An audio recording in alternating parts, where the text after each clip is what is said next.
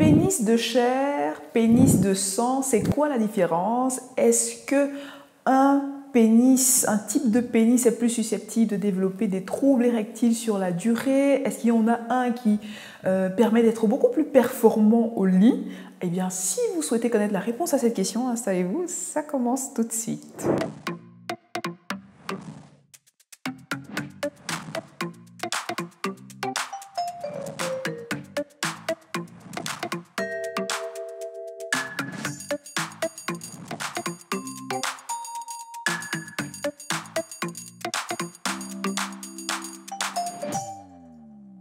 Hello mes gens, comment ça va? Bienvenue dans cette nouvelle vidéo. Pour ceux qui découvrent la chaîne via cette vidéo, je suis Dr Paul Moko et sur le Max Santé, on parle de santé, de bien-être, d'épanouissement intime et sexuel. Alors si vous ne vous êtes pas encore abonné, je ne sais pas ce que vous attendez, je vous invite à le faire, n'est-ce pas? Et à activer la cloche de notification pour être prévenu à chaque fois que je poste une nouvelle vidéo. N'hésitez pas à télécharger votre cadeau de bienvenue, le e-book gratuit, les 10 commandements d'une sexualité épanouie. Je vous mets le lien en barre d'informations. Et également, n'hésitez pas à nous rejoindre sur nos autres réseaux sociaux, le Max Santé, sur Facebook et Instagram pour davantage de contenu afin de nous édifier sur notre intimité et notre sexualité, n'est-ce pas? Voilà. Bon, pénis de chair, pénis de sang. Alors, il y a un ami qui m'a posé la question de savoir, bon, on parle de pénis de chair, pénis de sang, qu'est-ce que c'est? Sur le pardon, de quoi tu parles? Mais il m'a formulé la question et il m'a posé la question de savoir c'est quoi la différence entre les deux? Est-ce que dans l'une des catégories, on est plus susceptible de développer des troubles érectiles sur le long terme? Alors, il se reconnaîtra, donc si tu passes par là, coucou, et merci de la question. D'ailleurs, n'hésitez pas à me poser vos questions en commentaire.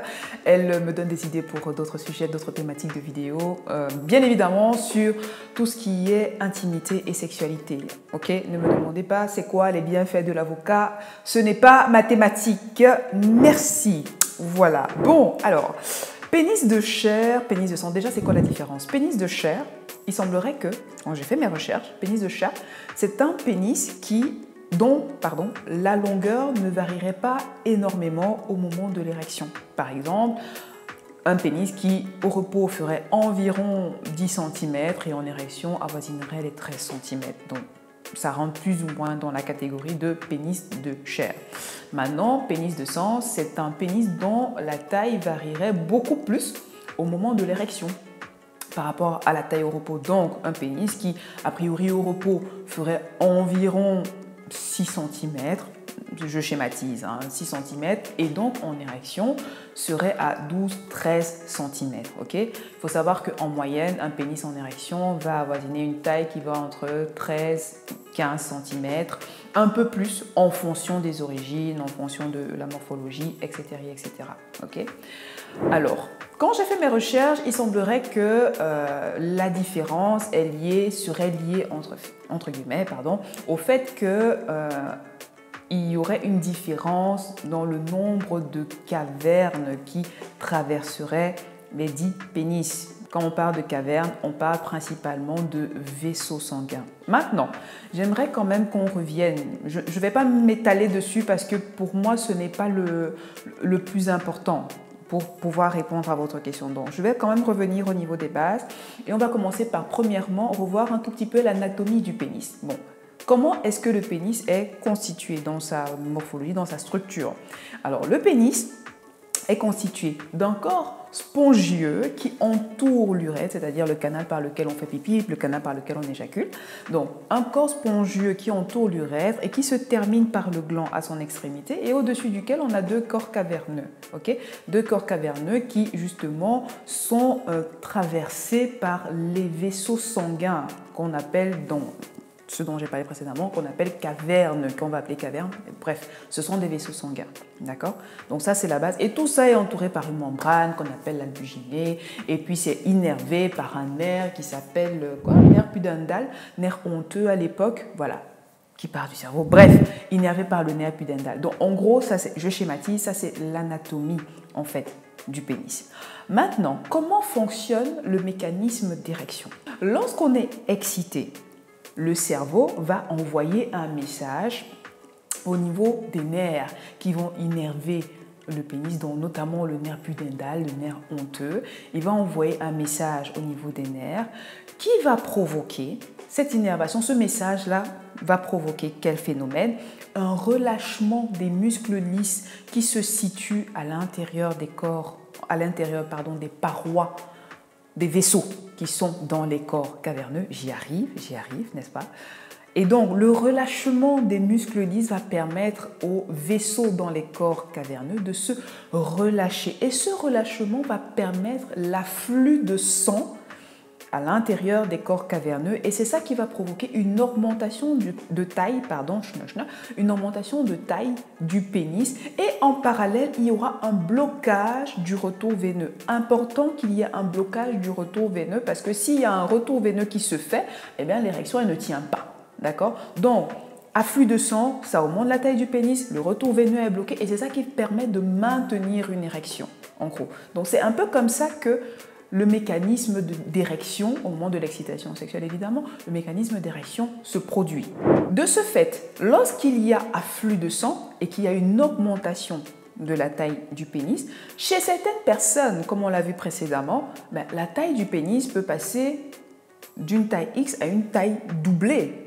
Chez d'autres personnes, ça peut passer d'une taille comme ça, plus la moitié de sa taille au repos, en fait. Donc, le plus important, ce n'est pas tant la taille du pénis au repos, mais la taille du pénis en érection, qui finalement reste plus ou moins dans les mêmes normes. Parce que celui qui a un pénis de chair, finalement, même s'il part d'une taille de base de 10-11 cm, il va quand même arriver à une taille de 13-15 cm plus ou moins. Celui qui part d'une taille de 6-7 cm va quand même arriver à une taille de 13-15 cm. Donc finalement, en érection, c'est kiff-kiff en fait. Donc du coup, la taille du pénis au repos importe peu. C'est surtout la taille du pénis en érection et le maintien de l'érection qui va importer en ce qui concerne l'acte sexuel. Entre parenthèses, pour information, une femme sous l'effet de l'excitation, une femme excitée va avoir un vagin qui va se dilater dont la profondeur est susceptible d'atteindre plus ou moins 12 cm. Donc, dans la majorité des cas, dans la plupart des cas, au moment de la pénétration, vous n'avez pas une pénétration totale avec le pénis, parce que de toute façon, il reste quand même un battement. Vous n'allez pas totalement en profondeur, d'autant plus qu'il y a des femmes qui sont plus sensibles et chez qui c'est un peu plus douloureux si on bute contre le fond vaginal. Donc, dans la plupart des cas, en soi, ça ne pose pas de problème que vous ayez un pénis de chair ou un pénis de sang au repos. Du coup, qu'est-ce qui va faire en sorte que l'érection, parce que c'est ça en fait qui nous intéresse, qu'est-ce qui va faire en sorte que l'érection ne soit pas suffisamment bonne ou bien que vous perdiez votre érection? Eh bien, plusieurs facteurs. Le stress. Si vous êtes stressé, il y a un phénomène entre guillemets de vasoconstriction qui se crée. Je ne vais pas rentrer dans la physiologie parce que ça va devenir trop compliqué. Le stress, le froid, la fatigue sont des facteurs qui peuvent faire en sorte que votre érection ne soit pas efficace et ce n'est pas tant la morphologie de votre verge au repos. Pas du tout. Maintenant, qu'est-ce qui peut faire en sorte que votre érection ne tienne pas? Peut-être un phénomène d'éjaculation précoce, et ça c'est un problème qui se soigne très bien, il faut consulter, ou alors chez certaines personnes, un problème de fuite, c'est-à-dire un problème de retour veineux prématuré en fonction de la position. Oui, il y a des hommes qui souffrent d'un problème de retour veineux, un problème de retour veineux qui fait en sorte que le maintien de l'érection ne suit pas. Et ça également, il faut consulter un urologue de préférence. D'ailleurs, vous pouvez commencer par consulter votre médecin généraliste qui pourra vous aiguiller et éventuellement vous référer à un urologue parce que des traitements pour ce type de problème-là existent. Si vous avez des problèmes de déclenchement de l'érection, vous pouvez consulter des professionnels qui peuvent vous accompagner, qui peuvent vous aiguiller, votre médecin, sexologue, etc., qui peuvent vous proposer des solutions pour pouvoir résoudre ce problème de déclenchement de l'érection, de troubles érectiles. Okay.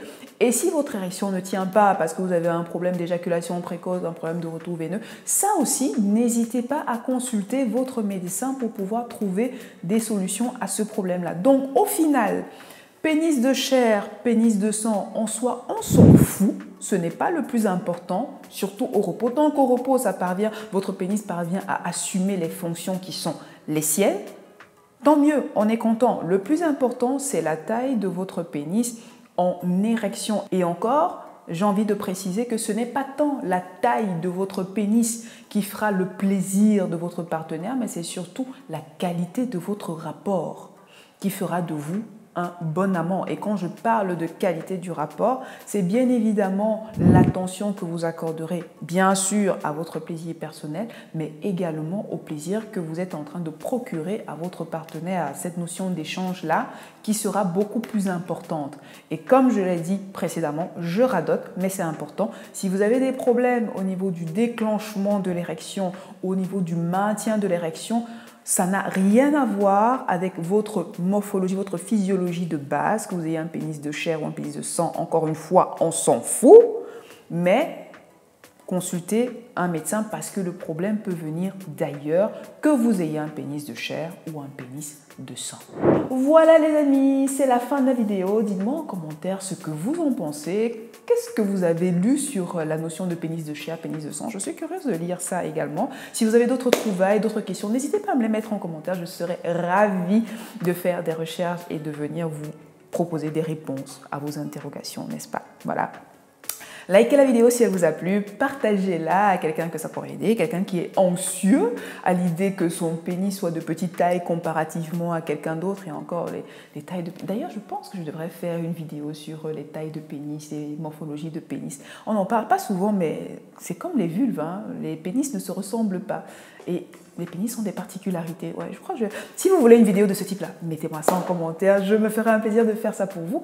Ma foi, je vous dis à très vite dans une prochaine vidéo. D'ici là, prenez grand soin de vous. Je vous dis à très bientôt. Salut!